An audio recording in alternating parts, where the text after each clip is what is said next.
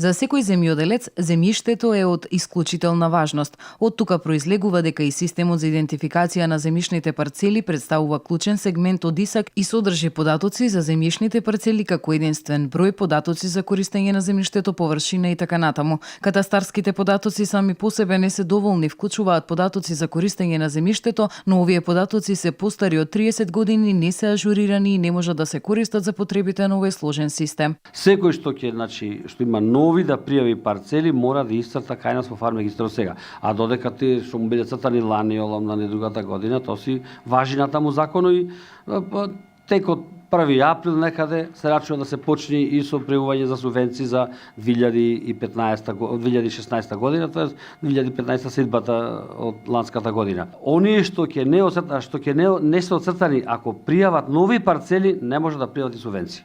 Како надлежен државен орган во областа на земјоделството, Министерството за земјоделство, шумарство и водостопанство во соработка со Агенцијата за поддршка и развој на земјоделието и јавното претпријатие Македонски шуми, во согласно со одредбите од Законот за земјоделство и рурален развој, веќе воспостави интегриран земјоделски информативен систем со цел да се формулира и имплементира ефективната земјоделска политика и политиката за рурален развој, како и да се обезбедат информации за потребите на Министерството и бизнис заедницата. Земјоделците знаат за овој закон, дека до 15 март секој знае со нови површини во фарм регистрот, чим пријавува нови површини, треба да се ги цртаат во СИЗАП од кај нас, во ЕЛПИС речено по наше. Луѓето се постојано, но ние подршната единица работиме во 2 смени, имаме навеќе до 9 сати имаме земјоделци што ги цртуваат парцелите.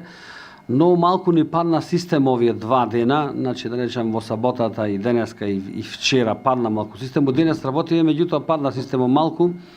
Постои мала можност да можеме да продолжиме. Меѓутоа ќе видиме ако стигнеме со овие земјоделци денеска што ги пријават некаде околу 100 земјоделци, можеби ќе го продолжиме рокот за 6-7 дена. Системот користи отрофото, во основа тоа се дигитални воздушни и сателитски снимки со голема прецизност, со цел да се добијат колку што е можно повеќе значајни просторни информации. Оваа информација редовно се ажурира со цел да се набљудува напредокот во користењето и управувањето на земјиштето.